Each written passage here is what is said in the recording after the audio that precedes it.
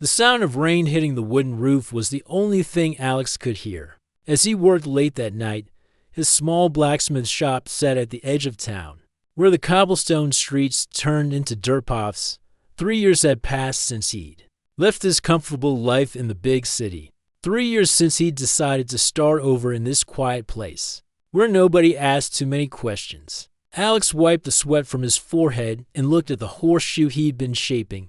The metal was almost perfect now, but his mind kept wandering. He'd come here to forget, to lose himself in the simple rhythm of hammer against steel. Most days it worked. Most days he could push away the memories of his old life. The storm outside was getting worse. Lightning flashed through the small windows, and thunder rolled across the sky like distant drums. Alex was about to close up shop when he heard heavy footsteps on the wooden porch outside. Who would be out in weather like this? He set down his hammer and walked to the door, expecting to find some traveler looking for shelter. Instead, he found himself looking up at the strangest person he'd ever seen. She was tall, maybe 7 feet, with blue skin that seemed to shimmer in the lamplight. Two curved horns grew from her forehead, and her long white hair was braided, with small metal ornaments. But what caught Alex's attention wasn't her appearance. It was her eyes. They were the color of deep ocean water, and they held a tiredness that he recognized all too well. "Are you the blacksmith?" she asked. Her voice was deep and musical, with an accent he couldn't place. "Yes, I'm Alex," he said, stepping aside to let her in from the rain. "What can I do for you?" She pulled a large piece of armor from the bag, slung over her shoulder. It was a breastplate, but unlike anything Alex had ever seen. The metal was a strange blue-silver color, and it was covered in intricate designs that seemed to tell a story. Unfortunately, it was also badly damaged. A huge dent ran across the front, and several of the decorative pieces had been torn away. "Can you fix this?" she asked, placing it carefully on his workbench. Alex picked up the armor and examined it closely. The metalwork was incredible.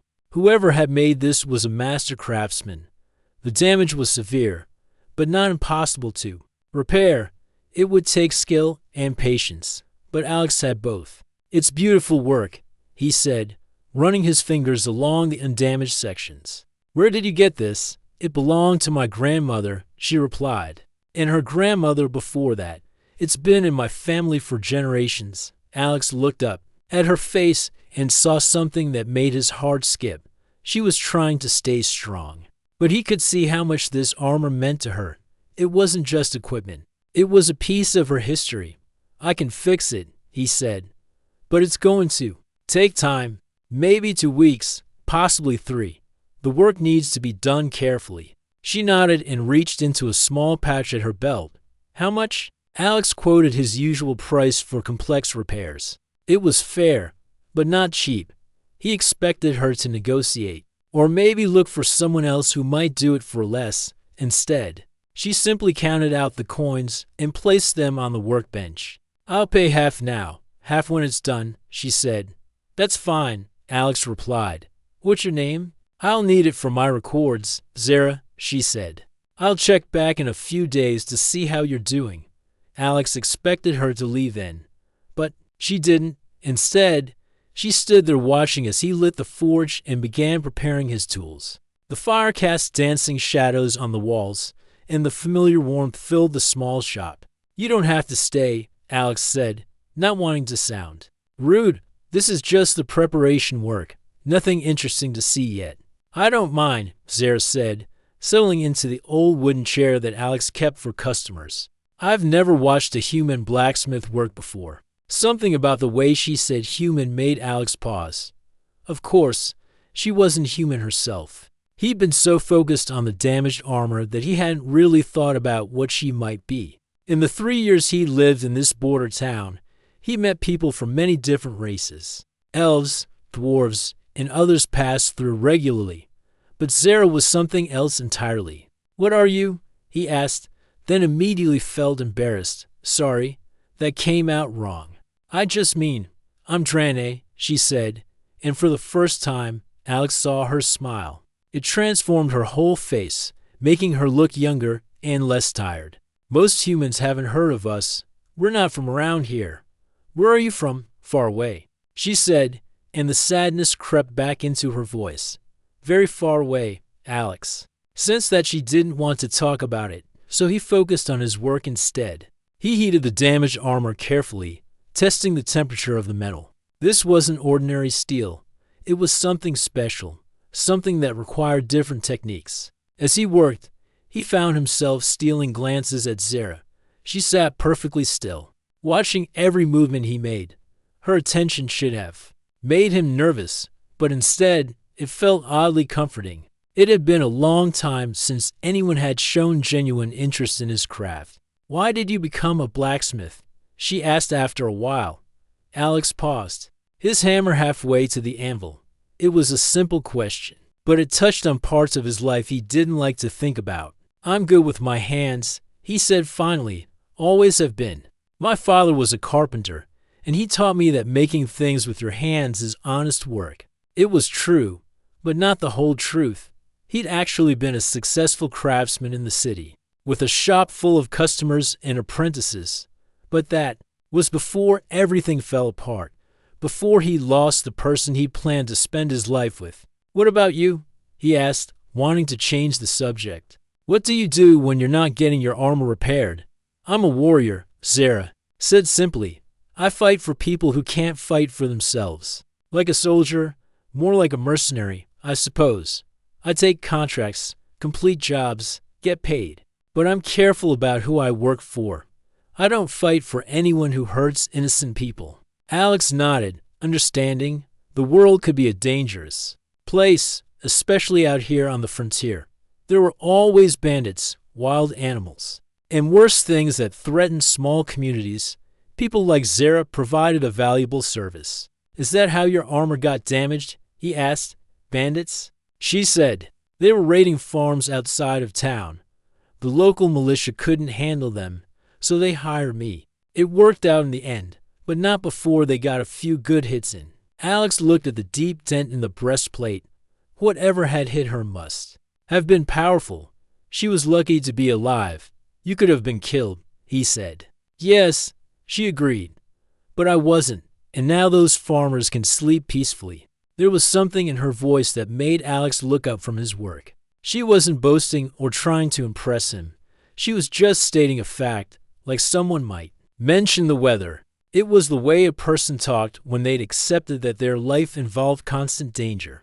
Don't you ever want to do something safer? He asked. Zara was quiet for a long moment. Sometimes, she said finally, but I have responsibilities, people depending on me. I can't just walk away. Alex understood that feeling. He'd had responsibilities. Wants to, plans and commitments, and people counting on him.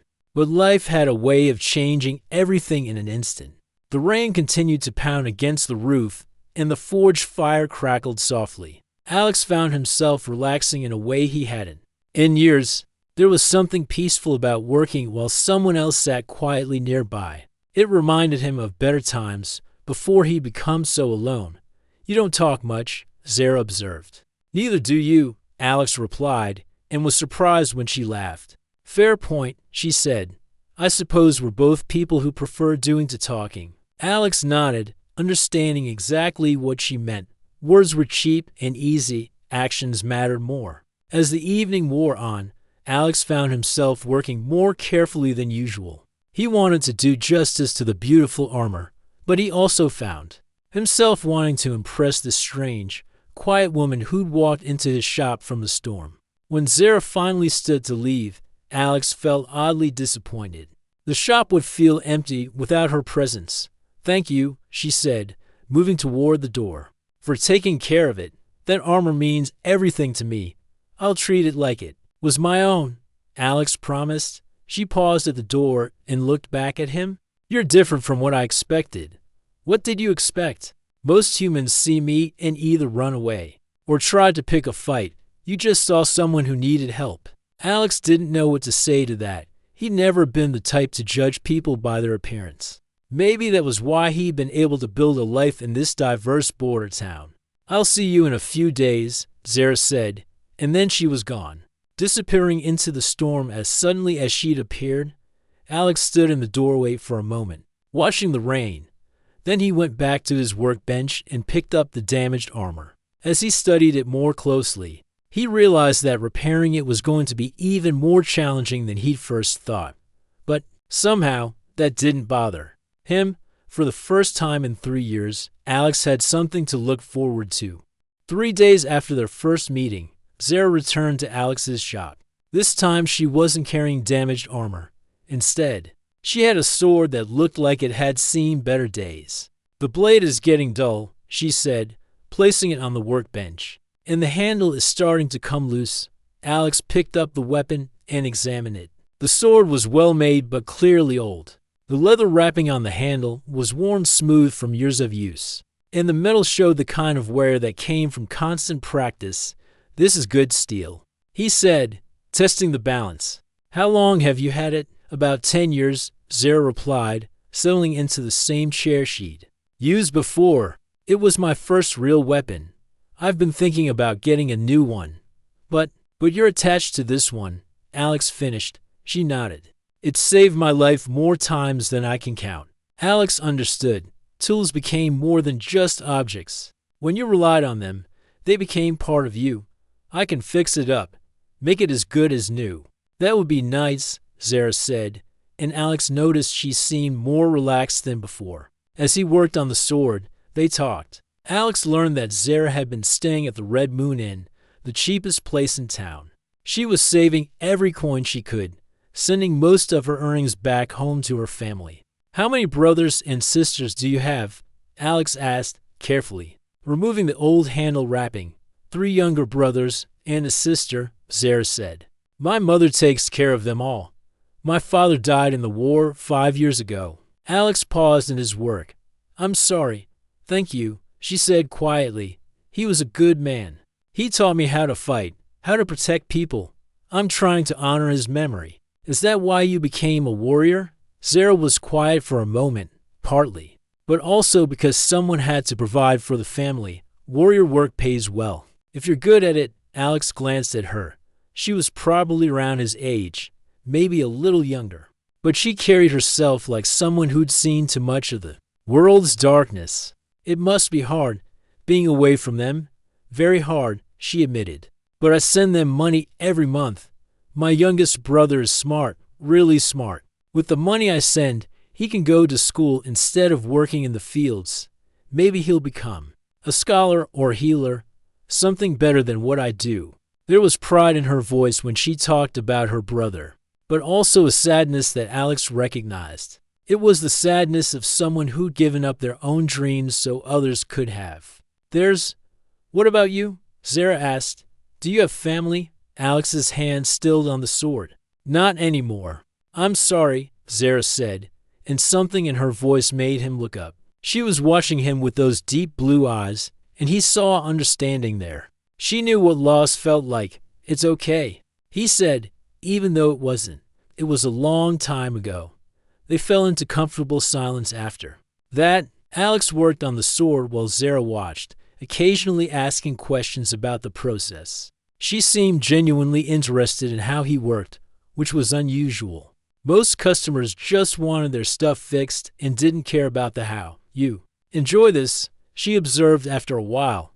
"I do," Alex said, surprising himself with how easily he admitted it. There's something satisfying about taking something broken and making it whole again. "Is that why you became a blacksmith?" Alex considered the question. "I used to make jewelry," he said finally, "fancy stuff for rich people in the city. But after I lost someone important to me, I couldn't do it anymore. Every piece I made reminded me of what I'd lost. So I came here." He agreed, started over, learned to make practical things instead of pretty ones. "But you're still making things whole again," Zara pointed out. Alex hadn't thought of it that way. But she was right. He was still fixing things, just different kinds of things now. Over the next 2 weeks, Zara visited the shop regularly. Sometimes she had legitimate work for him, a dented shield, a broken buckle, small repairs that kept her equipment in fighting shape. But Alex began to suspect that some of the damage was intentional.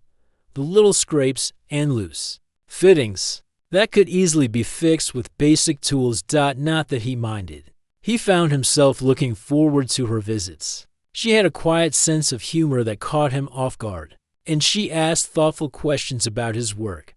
When she laughed at something he said, it was like hearing distant thunder, deep and warm and somehow comforting. You know, Alex said one evening as he worked on a buckle that definitely hadn't been broken that morning. You don't have to keep bringing me work just to visit. Zara looked embarrassed. I don't know what you mean. This buckle, Alex said, holding it up. It's been cut with a knife. Very carefully cut, so it would come apart but not be ruined. Maybe it got caught on something, Zara said, but her face was turning a darker shade of blue. Maybe, Alex agreed. Or maybe someone wanted an excuse to come see the blacksmith. They looked at each other for a moment, and then Zara started laughing. It was the first time Alex had heard her really laugh, and it was a beautiful sound. You caught me, she said. I'm not very good at making excuses to visit people. You don't need excuses, Alex said. You're welcome here anytime. Something shifted between them after that. Zara still brought him work, but she also started staying longer, helping him organize his tools or just sitting quietly while he worked. She told him stories about her travels, about the places she'd seen and the people she'd helped. Alex found himself telling her things he hadn't talked about in years, about his life in the city, about the woman he planned to marry, about the plague that had taken her and left him alone. Zara listened without judgment, offering comfort with her presence more than her words. She sounds like she was wonderful, Zara said when he finished telling her about his former life. She was, Alex said. But that was a different life, a different person, almost. Do you miss that person? The one you used to be? Alex considered the question. Sometimes, but I think I like who I am now better. I'm more honest, I think. Less concerned with what other people expect. That's good, Zara said. Expectations can be a prison. What do you mean? People see me and they expect certain things. They expect me to be violent, or stupid, or dangerous. Sometimes it's easier to just be what they expect than to try to change their minds. Alex looked at her carefully. What do you want them to? See someone who cares, she said simply. Someone who's trying to make the world a little bit better. That's exactly what I see, Alex said, and meant it. Zara smiled then, one of her rare, genuine smiles that lit up her whole face. Thank you, she said. That means more to me than you know. As the weeks passed, Alex realized something was changing. Inside him, for 3 years, he'd been content to live alone, to keep his distance from everyone around him. But with Zara, he found himself wanting to share things again. He wanted to know what she thought about the books he read, wanted to hear her opinion on the news from other towns, wanted to make her laugh. He was falling for her, and the realization terrified him, not because of what she was, that didn't matter to him at all, but because he'd sworn to himself that he'd never risk that kind of pain again. Love meant vulnerability, and vulnerability meant the possibility of loss. But as he watched Zara carefully mending a tear in her cloak, her large hands surprisingly gentle with the delicate work, Alex found himself wondering if maybe the risk was worth it. Maybe some things were worth the possibility of pain. He just wasn't sure if he was brave enough to find out. The contract had been more dangerous than Zara expected. When she walked into Alex's shop that evening, her armor was in terrible shape. The breastplate had a massive dent across the chest. The shoulder guards were hanging by threads, and several of the smaller pieces were missing entirely. What happened to you? Alex asked, immediately setting aside the horseshoe he'd been working on. Dragon, Zara said simply, carefully placing the damaged pieces on his workbench. Alex stared at her. You fought a dragon? Not by choice, she said, and he could hear the exhaustion in her voice. It was attacking a village about 2 days' ride from here. The local lord offered a reward. But when I got there, I realized why no one else had taken the job. It wasn't just any dragon. It was an old one, smart and angry. Alex examined the damage more closely. The metal was scorched in places, and some of the dents were so deep, they'd nearly punched through entirely. You could have been killed. Almost was, Zara admitted, But the village is safe now, and I got paid enough to send extra money home this month. My mother wrote that my sister wants to learn to read. Now she can afford a tutor. That was so typical of Zara, Alex thought. She nearly died fighting a dragon, and all she could think about was how it would help her family. It was one of the things he'd grown to love about her, though he'd never said those words out loud. This is going to take all night, Alex said, looking at the extent of the damage. Maybe longer. I'm not in a hurry, Zara said, settling into her usual chair. I don't have another contract for a few days. Alex nodded and began gathering his tools. This kind of repair work required patience and precision. He'd have to heat each piece carefully, work out the dents without damaging the intricate designs, and rebuild the parts that were too damaged to save. As he worked, the sun set outside the small windows of the shop. Alex lit several candles to give himself more light, and the forge fire cast dancing shadows on the walls. The familiar rhythm of hammer on metal filled the space, punctuated by the soft sounds of Zara shifting in her chair. You're different from other humans, she said suddenly. The words came out of nowhere, breaking the comfortable silence they'd been sharing. Alex paused in his work, his heart beginning to beat faster. Different how? He asked, not looking up from the breastplate. Most humans see me and make assumptions. She said, they think I'm dangerous or primitive or that I don't understand their ways. But you've never treated me like I'm different. Alex set down his hammer and turned to look at her. In the candle light, her blue skin seemed to glow softly, and her eyes held a warmth that made his chest tight. You are different, he said, but not in the ways they think. What do you mean? You're kinder than most people I know. You're brave in ways that have nothing to do with fighting dragons. You care about others more than you care about yourself. Those are good differences. Zara looked down at her hands. I don't feel brave most of the time. I feel scared and tired and like I'm always one mistake away from failing everyone who depends on me. That's what makes you brave, Alex said, being afraid and doing what needs to be done anyway. They sat in silence for a moment, looking at each other across the small space of the shop. Alex felt something shifting between them, like the air before a storm. Alex, Zara said, and her voice was softer than he'd ever heard it. Can I ask you something? Of course. She took a deep breath, and Alex could see her gathering her courage. Do you ever think about what it would be like if things were different?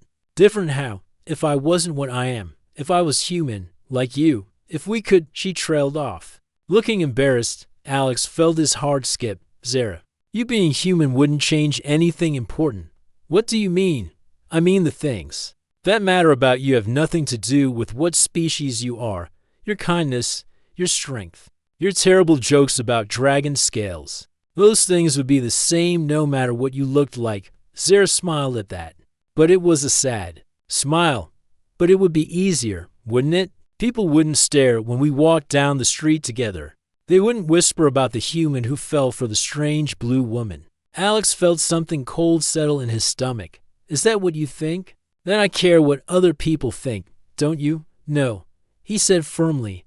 I stopped caring about other people's opinions when I left the city. Life's too short to waste it worrying about what strangers think.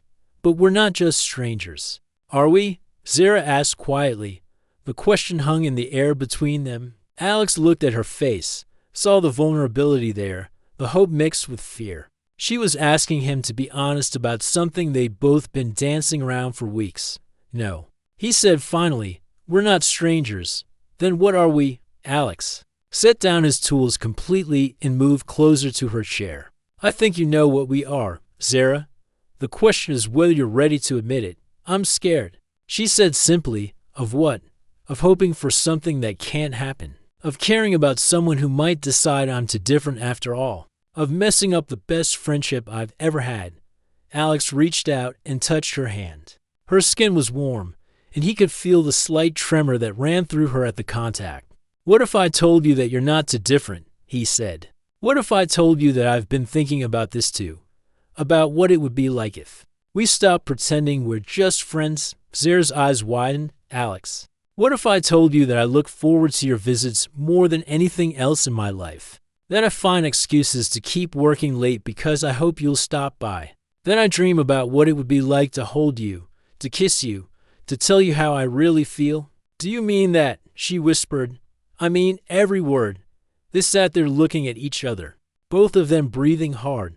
Alex could see the conflict. In Sarah's eyes, the war between hope and fear. I need to know something, she said finally. What? Are you saying this because you care about me, or because you feel sorry for me? What? I've seen how humans sometimes treat people like me. They think we're exotic, or interesting, or they want to prove how open-minded they are. But it's not real. It's not love. Alex felt a flash of anger. Not at her, but at whoever had made her think that way. Look at me, Zara. She met his eyes. I don't feel sorry for you. You're the strongest person I know. I don't think you're exotic. I think you're beautiful, but not because you're different. Because you're you, and I'm not trying to prove anything to anyone. I couldn't care less about being open-minded. I care about you. But how do you know it's real? She asked. How do you know it's not just loneliness? Because I was lonely before I met you, and I didn't feel like this about anyone else, Alex said. Because when you smile, it makes my whole day better. Because when you're late coming back from a contract, I worry about you. Because when you told me about your family, I wished I could meet them. Because when I think about my future, I can't imagine it without you in it. Zara was crying now, tears running down her blue cheeks. Alex, I love you, he said, finally saying the words he'd been holding back for weeks. I love your laugh, and your terrible jokes, and the way you worry about everyone except yourself. I love how you make me want to be better than I am. I love that you see the good in people even when they don't see it in themselves. I love you too, Zara whispered, and the words hit Alex like a physical blow. Say it again. He said, I love you, she said, louder this time. I love you, Alex. I have for weeks. I just didn't think someone like you could ever love someone. Like me. Someone like me, Alex asked, moving even closer to her. Someone good. Someone kind. Someone who deserves better than a broken warrior. Who spends her life fighting other people's battles. You're not broken, Alex said firmly. You're the most whole person I've ever met. And I don't deserve better than you. I don't deserve you at all. But I'm selfish enough to want you anyway. Sarah laughed through her tears. We're quite a pair, aren't we? Both thinking we're not good enough for the other. Maybe that's what makes us perfect for each other, Alex said. Sarah stood up from her chair, and Alex rose to meet her. She was taller than him, but somehow that just made him want to protect her more. She reached out and touched his face with her large, gentle hands. Are you sure about this? She asked. Really sure? Because if we do this, if we try to make this work, I don't think I could handle it if you changed your mind. I won't change my mind, Alex said. Will you? Never, she said, and leaned down to kiss him. The kiss was soft and sweet, and everything Alex had imagined it would be. When they finally broke apart, both of them were breathing hard. So what happens now? Zara asked. Now we figure it out together, Alex said. All of it, the good parts. And the hard parts. There will be hard parts, Zara warned. People will talk. Some will disapprove. Let them, Alex said. We'll face it together. Together, Zara repeated, and smiled. I like the sound of that. The morning after their confession, Alex woke up feeling like the world had changed overnight. The sunlight streaming through his windows seemed brighter, and even the familiar sounds of the town outside felt different somehow. He barely slept, his mind replaying every moment of the previous evening when he made his way downstairs to the shop. He found Zara already there, sitting in her usual chair with 2 cups of tea steaming on the workbench. Good morning, she said, and her smile was soft and a little shy.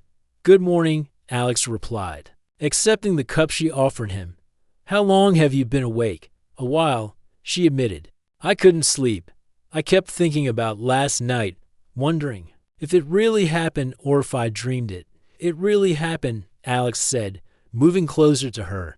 Unless we both had the same dream, Zara laughed, and the sound filled the shop with warmth. So what do we do now? I've never been in love before. Not like this. Neither have I, Alex said, then corrected himself. Well, I thought I was once. But this feels different. Stronger. Different how? Alex considered the question while he sipped his tea.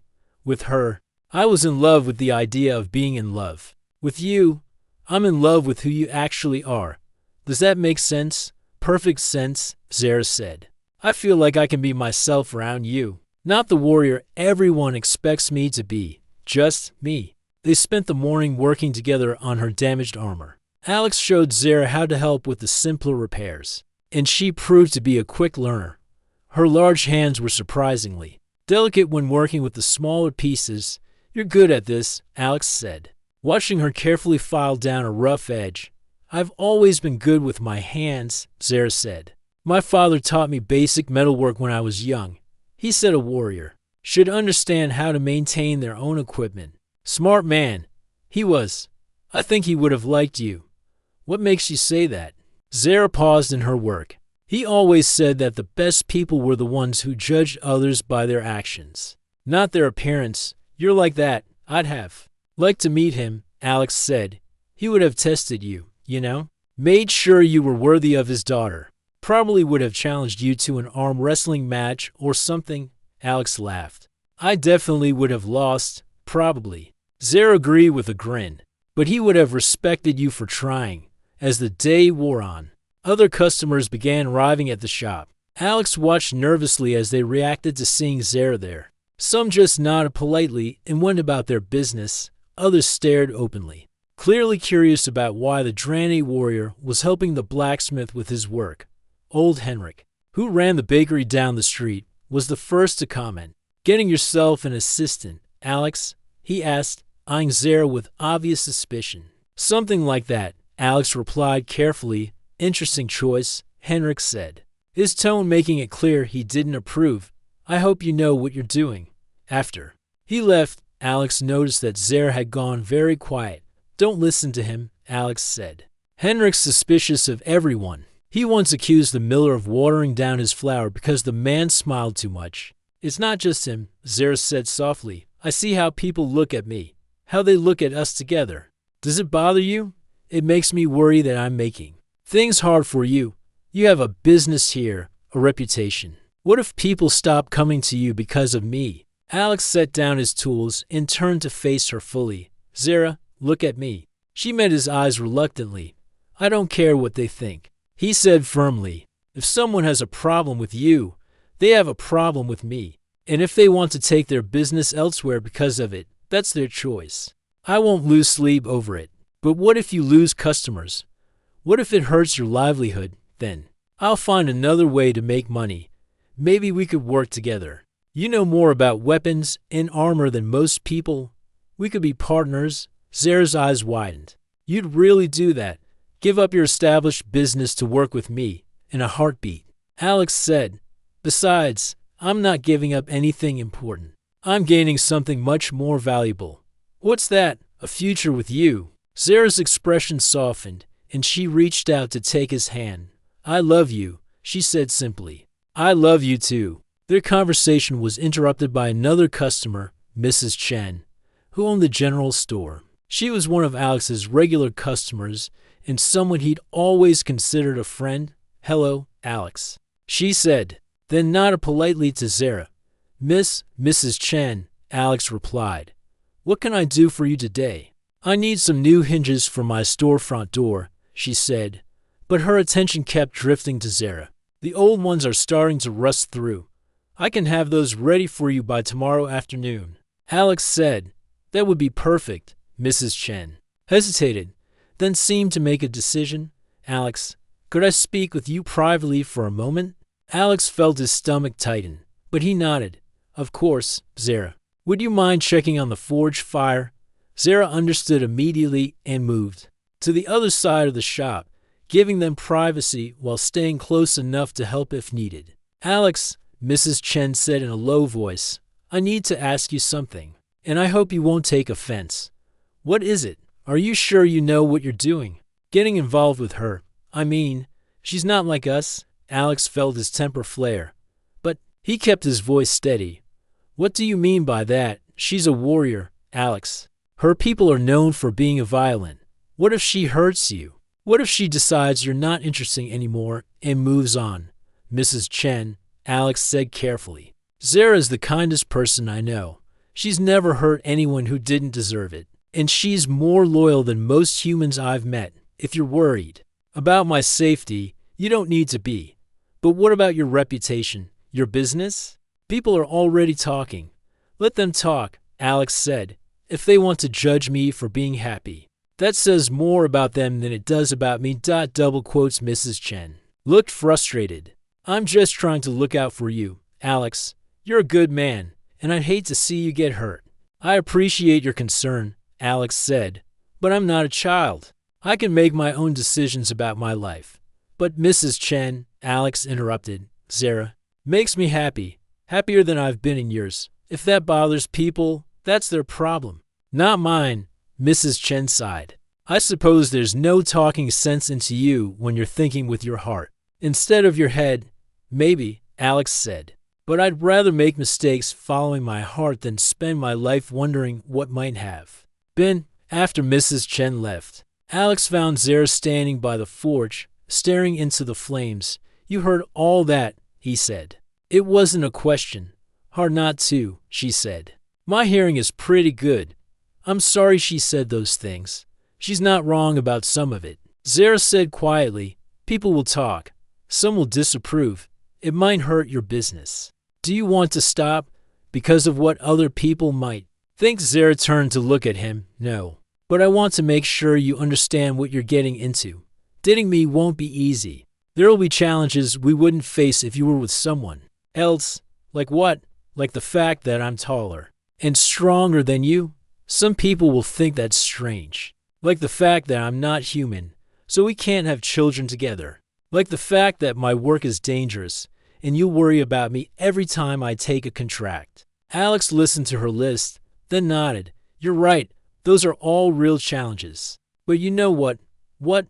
I don't care about any of them. I care about you. The rest is just details we'll figure out as we go. You say that now, but what if it's Zara? Alex interrupted, moving closer to her. Do you remember what you told me about your father? About how he judged people by their actions, not their appearance? Yes. Well, I judge relationships by how they make me feel, not by how they look to other people. And this relationship makes me feel alive again. It makes me want to get up in the morning. It makes me believe in the future. That's worth more than all the approval in the world. Zara smiled, and Alex could see some of the worry leaving her eyes. You really mean that? I really do. Then we'll make it work, she said. Whatever challenges come up, we'll face them together. Together, Alex agreed. That evening, as they worked side by side finishing the repairs to her armor, Alex realized something had changed between them. They were no longer just two people who cared about each other.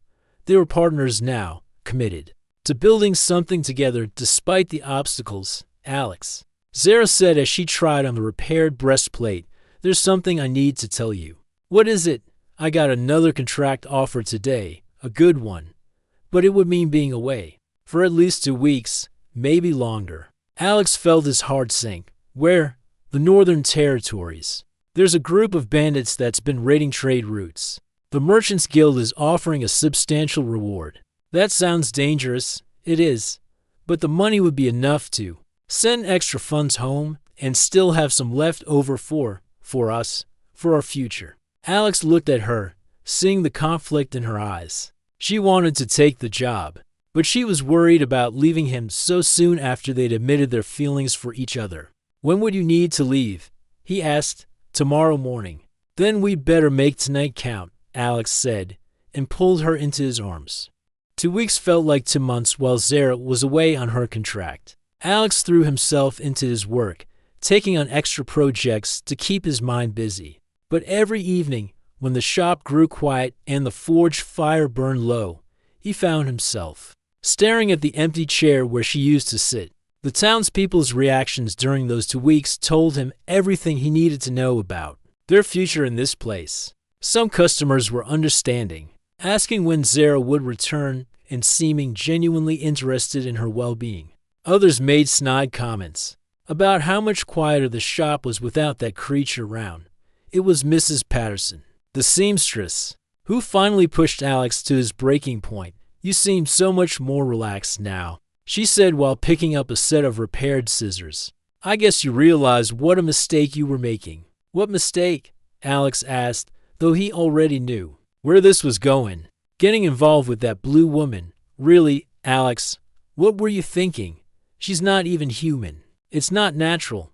"Mrs. Patterson," Alex said carefully, "Zara is twice the person most humans I know are. She's kind, brave, and honest. If that's not natural, then maybe there's something wrong with what we consider normal. But surely you can see how inappropriate it is. What would your poor mother think?" "My mother would think I was lucky to find someone who makes me happy," Alex said, "and frankly, it's none of your business who I choose to spend my time with." Mrs. Patterson huffed. "Well, I was just trying to help you see reason." "If this is your idea of reason, I don't want it," Alex said firmly. After she left, Alex stood alone in his shop and made a decision. He couldn't keep living in a place where half the people thought his relationship was wrong. More importantly, he didn't want Zara to have to face that kind of judgment every day. When Zara returned from her contract, Alex was waiting for her. At the edge of town, she looked tired but unharmed, and seeing her safe made his heart feel whole again. "I miss you," he said, pulling her into his arms. "I miss you too," she said, holding him tight. "Every day. How did the job go?" "Better than expected. The bandits weren't as organized as we thought. We caught them in 3 days instead of 2 weeks." She pulled back to look at him, "Which means I have extra money and extra time before the next contract." "Good," Alex said, "because we need to talk." They walked back to the shop together, and Alex told her about the reactions he'd faced while she was gone. Zara listened without interrupting, her expression growing more troubled with each story. "I'm sorry," she said when he finished. "I knew this would happen, but I hoped—" "Don't apologize," Alex said. "You have nothing to be sorry for. But I've been thinking about our future, and I don't think it's here." Zara stopped walking. "What do you mean?" "I mean, maybe it's time for both of us to start over somewhere else, together, Alex. You can't leave your life here because of me, your business. Your home, my business is just a job, and my home is wherever you are," Alex said. "I've been thinking about this for weeks. There are other places, bigger cities where people like us wouldn't be so unusual, where we could build something together. But what would we do? How will we make money?" Alex smiled. "I got a letter 3 days ago from the capital city. They're looking for skilled craftsmen to work with their city guard, making and repairing equipment for soldiers from all different races. The pay is good, and they specifically mention needing someone who understands non-human armor designs." Zara's eyes widened. "You applied for a job." "I did. And I told them I had a partner who was an expert in weapons and armor, someone who'd worked as a warrior for years. They want to meet both of us." "Alex, that's amazing. But are you sure? Leaving everything you've built here?" "I'm not leaving anything important," Alex said. "I'm moving towards something better. Toward U.S." They talked about it for hours that night, weighing the pros and cons. The capital city would be different from the small town they'd grown comfortable in. It would be bigger, busier, and probably more expensive. But it would also be more accepting, more diverse, and full of opportunities they'd never have here. "There's something else," Zara said as they sat together in the shop. "I've been thinking about my family, about whether I want to keep doing mercenary work." "What do you mean?" "I mean, maybe it's time for me to find a different way to help them, something that doesn't involve risking my life every few weeks. Something that would let me stay in one place, with you." Alex felt his heart speed up. "What kind of something?" "Teaching, maybe. Training guards or soldiers, or working with you, like you suggested. I know enough about weapons and armor to be useful, and I'm good with people when they're not trying to kill me." "You're good with people even when they are trying to kill you," Alex said. "That's one of your many talents." Zara laughed. "I love that you think I have many talents." "You do. You're strong, smart, funny, and you make the best tea I've ever tasted. You're also the most honest person I know." And you have a way of making everyone around you want to be better than they are, even when they're being prejudiced about our relationship, especially then, Alex said. You handle ignorance with more grace than most people handle compliments. Over the next few days, they made their plans. Alex would close his shop and sell his equipment to another blacksmith who was looking to expand. They'd use the money from that sale, plus Zara's savings from her latest contract, to make the move to the capital. The news of their departure spread quickly through the town. Some people seemed relieved, muttering about how it was for the best. Others were genuinely sad to see them go, including old Henrik from the bakery, who surprised Alex by admitting he'd grown fond of having Zara around. She's got good instincts. He said grudgingly, always knew when my bread was about to burn. Even from across the street, going to miss having someone with senses like that nearby. I'll tell her you said that, Alex said. She'll be touched. Don't go making a big deal out of it, Henrik grumbled. I just meant she's useful to have around, that's all. But Alex saw the way the old man's eyes softened when he talked about Zara, and he knew Henrik would miss her more than he wanted to admit. The night before they left, Alex finished his last project in the shop. It was a special piece, a new sword for Zara, crafted with all the skill and love he could pour into the metal. The blade was perfectly balanced, and the handle was wrapped in leather that had been treated to be comfortable for her larger hands. It's beautiful, Zara said, when he presented it to her. But you didn't need to make me anything. I have plenty of weapons. Look at the inscription, Alex said. Zara examined the blade more closely and found the words he'd etched into the steel. Written in her native language, forged with love, tempered by trust. Alex, she whispered, her eyes filling with tears. This is the most beautiful thing anyone has ever given me. It's not just a gift, Alex said. It's a promise that no matter what challenges we face, we'll face them together. That our love is as strong as the finest steel and just as enduring. Zara carefully set the sword aside and pulled him into her arms. I love you, she said, more than I thought I could ever love anyone. I love you too, Alex said, ready to start our adventure. With you, I'm ready for anything. The next morning, they loaded their wagon with everything they owned and set out for the capital. As they left the town behind, Alex felt a mixture of sadness and excitement.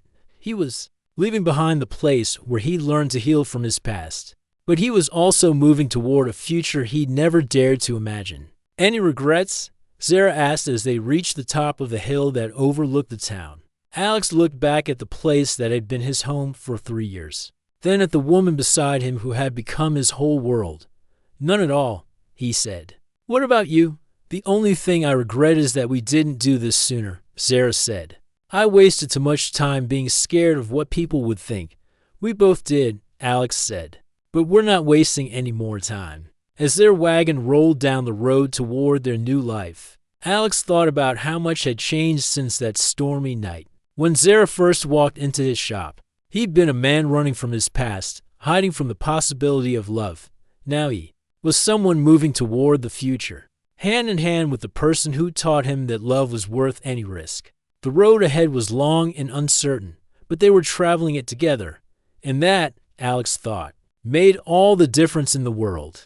They forged something strong and true from the broken pieces of their separate lives. And now they were ready to build whatever came next. Together, they could handle anything.